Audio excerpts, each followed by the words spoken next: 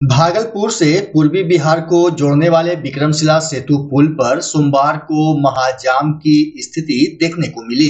विक्रमशिला सेतु पर बने बेली ब्रिज के उत्तर और दक्षिण दिशा में दोनों तरफ भीषण जाम लगने से लोगों को भारी परेशानियों का सामना करना पड़ा। यात्रियों ने बताया कि कई घंटों तक सेतु पर वाहनों की लंबी कतार लगी रही, जिससे आम यात्रियों के साथ साथ मरीज और बुजुर्ग भी जाम में फंस गए।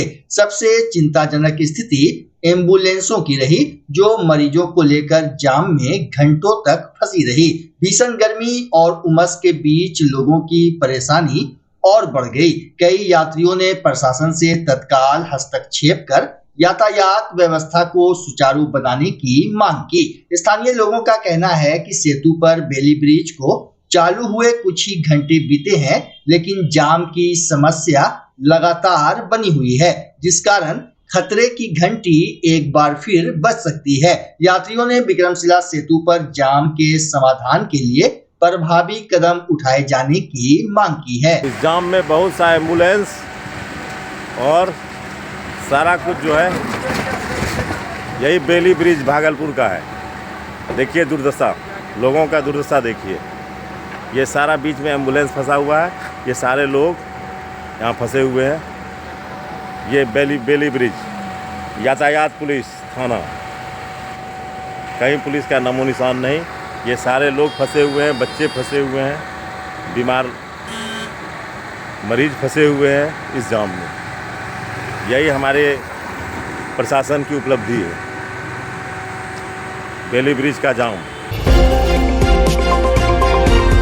भागलपुर में चोरों ने सांसद अजय कुमार मंडल के कार्यालय को निशाना बनाते हुए बड़ी चोरी की वारदात को अंजाम दिया है। मामला तिलकामाझी थाना क्षेत्र स्थित सांसद अजय मंडल के कार्यालय का है, जहां अज्ञात चोर मुख्य गेट का ताला तोड़कर अंदर घुस गए और कई महत्वपूर्ण सामान लेकर फरार हो गए। सांसद कार्यालय के सचिव गौरव कुमार ने बताया कि रविवार होने के कारण कार्यालय बंद था। सोमवार सुबह कार्यालय पहुंचने पर मुख्य गेट का ताला टूटा मिला। अंदर जाकर देखा तो कार्यालय की अलमारी खुली हुई थी और सीसीटीवी कैमरे का डीवीआर, कंप्यूटर समेत कई महत्वपूर्ण दस्तावेज गायब थे। कार्यालय का सामान भी बिखरा पड़ा था, जिससे स्पष्ट है कि चोरों ने पूरी तैयारी के साथ वारदात को अंजाम दिया।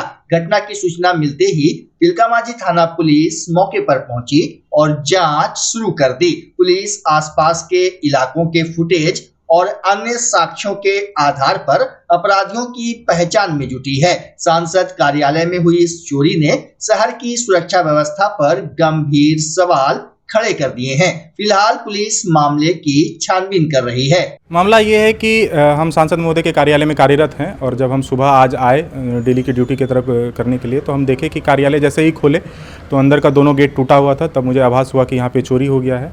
कल संडे था तो कल हम नहीं आए थे, और चूँकि हमारे माननीय सांसद महोदय के गार्ड साहब यहाँ रहते हैं, लेकिन सांसद महोदय के उन्होंने कुछ कार्य के कारण वो कल भी नहीं थे और रविवार को भी नहीं थे, और सैटरडे को ही शाम को उनको कोई काम दिया गया था तो नहीं थे। तो हम जब आए तो पुलिस को फिर इन्फॉर्म किए हैं, पुलिस जांच कर रही है। फिर जांच के बाद क्या लेके गया? उसमें सारा सिस्टम, सीसीटीवी का सारा वो कैबिनेट वगैरह लेकर के चले गए हैं। हमारे कार्यालय का अलमारी वगैरह, टोटल डॉक्यूमेंट, जनता के जितने भी हम लोग जनता की सेवा के लिए यहाँ पे काम करते हैं, वो सारा डॉक्यूमेंट लेकर के जा चुके हैं। जिस सिस्टम पे जनता का सारा लेटर वगैरह है सर एमपी साहब का, वो सारा उसमें वो सिस्टम वगैरह उखाड़ करके लेकर के गए हैं। पुलिस आ गई? हाँ, पुलिस आ गई, पुलिस जांच कर रही है। पुलिस को मैंने इन्फॉर्म कर दिया है, वो देख रही है। उन्होंने सारा फुटेज वगैरह लेकर के गए हुए हैं। जांच के बाद पता चलेगा किसके कौन चोर है। कैमरा का डीवीआर भी ले गया? हाँ, वो कैमरा जितना भी लगा हुआ था, कैमरा लगा हुआ है, लेकिन उसका डीवीआर और सेटअप वगैरह, टोटल एलसीडी वगैरह सब वो उखाड़ करके लेकर के चले गए। क्या नाम है? मेरा नाम गौरव कुमार हुआ, सांसद महोदय के कार्यालय सचिव। भागलपुर कोतवाली थाना क्षेत्र के वैरायटी चौक पर रविवार शाम को एक महिला के गले से चेन स्नैचिंग कर रहे एक युवक को स्थानीय लोगों ने पकड़ लिया और जमकर उसकी पिटाई कर दी। सूचना पर पहुंची कोतवाली थाना पुलिस ने युवक को लोगों के चंगुल से मुक्त कराया और घटना को लेकर महिला स्थानीय लोगों से पूछताछ की। फिर आरोपित को पुलिस थाना लेकर चली गई। मौके पर महिला ने बताया कि वह बाजार खरीदारी करने आई थी। इस बीच पीछे से युवक उसके गले से सोने का चेन खींचने लगा, जिसका उसे पता चल गया। इसके बाद उसने हल्ला करना शुरू किया तो स्थानीय लोगों ने युवक को पकड़ लिया। कोतवाली थाना अध्यक्ष ने बताया कि युवक को हिरासत में लिया गया है। महिला या किसी स्थानीय व्यक्तियों द्वारा किसी प्रकार का आवेदन नहीं दिया गया है। पुलिस आरोपित के विरुद्ध बीएनएस की धारा 128 के तहत कार्रवाई करेगी।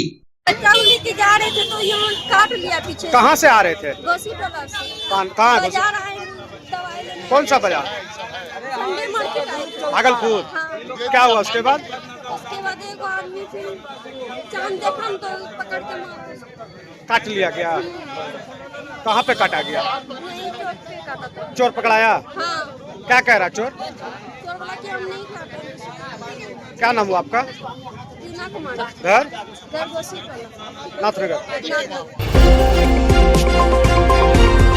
भागलपुर के वार्ड संख्या 15 स्थित जब्बारचक के हकीम आमिर हसन रोड में रविवार शाम अचानक बिजली के पोल में भीषण आग लग गई। आग लगने का कारण स्पष्ट नहीं हो सका है। स्थानीय लोगों के अनुसार आग लगने से पहले पोल में स्पार्किंग देखी गई थी। जिस स्थान पर घटना हुई वहां एक मैरिज हॉल भी स्थित है, जिससे बड़े हादसे की आशंका बनी रहती है।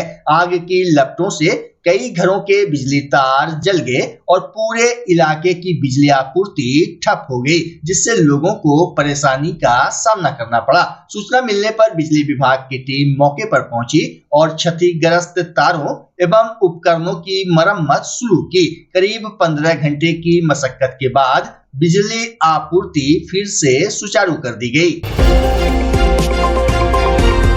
भागलपुर रेलवे स्टेशन पर आरपीएफ की सतर्कता और त्वरित कार्रवाई से एक बड़ा हादसा टल गया। घटना प्लेटफॉर्म संख्या 1 की है, जहां गश्त के दौरान आरपीएफ के उप निरीक्षक संतोष कुमार ने चलती ट्रेन से उतरने की कोशिश कर रही एक महिला यात्री की जान बचा ली।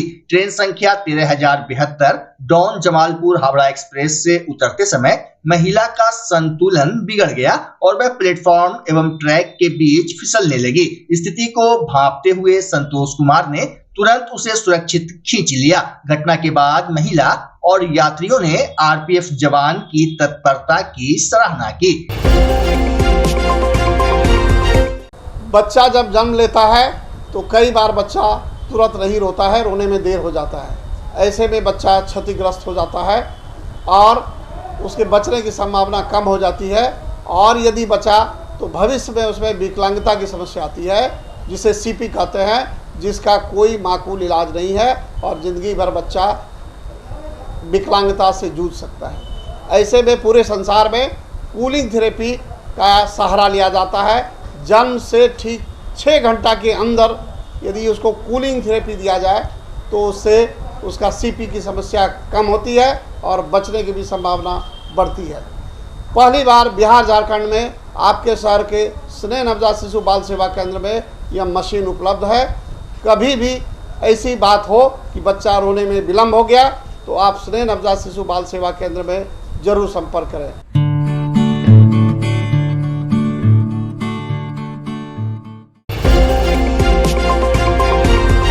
भागलपुर के नगर पंचायत हबीबपुर अंतर्गत वार्ड संख्या 3 स्थित राबिया कॉलोनी में जल जमाव, गंदगी और कूड़े के अंबार से स्थानीय लोगों का जीवन प्रभावित हो रहा है। नाला व्यवस्था नहीं होने के कारण सड़क पर हमेशा गंदा पानी जमा रहता है, जिससे आवागमन में भारी परेशानी होती है। बरसात के साथ साथ सामान्य दिनों में भी सड़कें कीचड़ और जल भराव से भरी रहती है।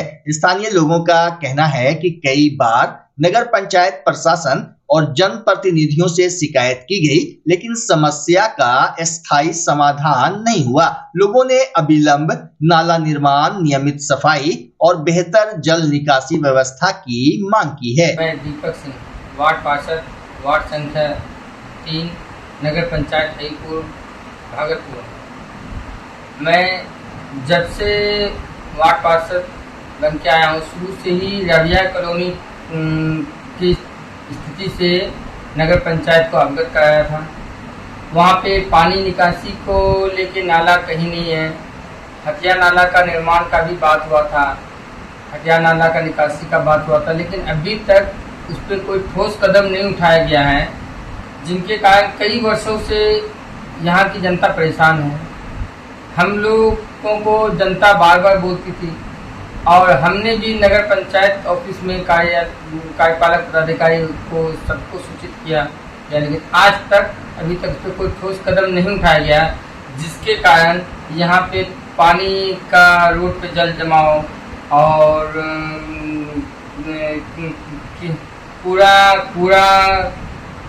पूरा रखने का जो जगह है वो पूरा रेगुलर बेस पे नहीं उठाया जाता है। अगर कभी कदार फ़ोन करके बोला जाता है तो वो अगर एक बार बोलते हैं, एक बार में कभी कोई काम नहीं होता है। जब तक कि 4 मरतब 10 मरतब नहीं बोला जाए तब तक जो है कोई काम नगर पंचायत के द्वारा साफ सफाई को लेकर नहीं होता है, जिसको लेकर के हम लोगों ने आवेदन भी लिखित आवेदन दिया हुआ है, लेकिन उस पर भी अभी तक कोई ठोस कदम नहीं उठाया जा रहा है। तो यहाँ पब्लिक रविया कॉलोनी की जनता ने सवाल जवाब करते मुझे खुद समझ में नहीं आया है कि मैं पब्लिक को अगर जवाब दूं तो क्या दूं। मैं तो बराबर यहाँ से लेकर के एक बार नहीं कई बार कार्यपालक पदाधिकारी से लेकर के जिला पदाधिकारी तक को ये सूचना दिया गया है कि यहाँ पे इस तरह की समस्या है, लेकिन अभी तक उस पर कोई ठोस कदम नहीं उठाया गया है, जिनके कारण यहाँ की जनता परेशान है।